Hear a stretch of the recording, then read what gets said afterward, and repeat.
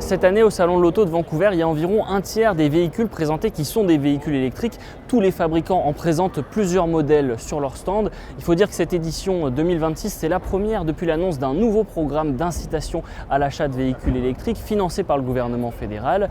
Pour l'achat d'un véhicule 100% électrique, le rabais peut monter jusqu'à 5 000 $. Alors forcément, les visiteurs, ils ont ça en tête au moment de regarder des voitures. That's a lot of money. I think for a plug-in hybrid, it's $2,500, but anyway, that's still $2,500, so that's worth considering. That would definitely help in making a decision. Absolutely, yeah. Rebates are always a good thing. 50 000 $, ça reste une limite qui est quand même assez basse, surtout dans la catégorie des véhicules électriques. Ça pousse certains fabricants à s'adapter. C'est le cas de Mitsubishi avec le Outlander 2026. Son prix de base, eh bien, c'est 49 998 $, pour être juste en dessous des 50 000. Même chose chez Volvo qui a adapté le prix de son modèle EX30.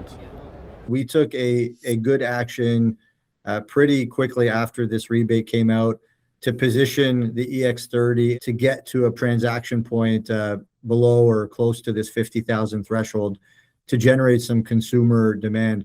Du côté de Toyota, on mise sur le CHR, un modèle 100% électrique installé bien en évidence. On a la chance chez Toyota, on avait déjà le CHR qui s'en venait, qui a été déjà planifié comme étant un prix qui tombe sous, qui permet d'être éligible à la subvention à laquelle vous faites référence.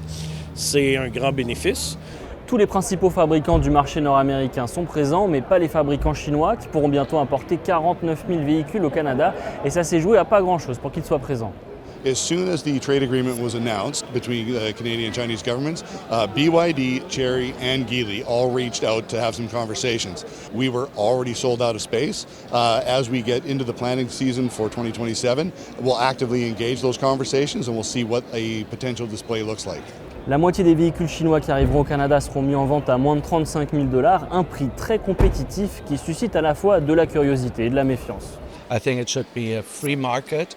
And yes, they should be sold here, just because they're more economical and they're better cars. No, if they could find a way to for Canadians to create jobs with the Chinese cars, then I might be interested. Not really interested in those. I'd really go with the Japanese or a North American manufacturer. Plus de choix pour les Canadiens, on le voit comme une bonne chose. C'est bon pour les gens. Et puis nous, de notre côté, on va monitorer ce qui se passe, regarder et on va continuer d'offrir des produits compétitifs avec des bonnes valeurs de revente, la fiabilité. À ce moment-là, nous, on ne voit pas ça comme un problème. Reste à savoir comment les fabricants chinois vont mettre en vente leurs véhicules au Canada. Est-ce qu'ils vont créer leur propre réseau de magasins corporatifs comme l'a fait Tesla il y a quelques années, ou est-ce qu'ils passeront par les concessionnaires déjà existants ?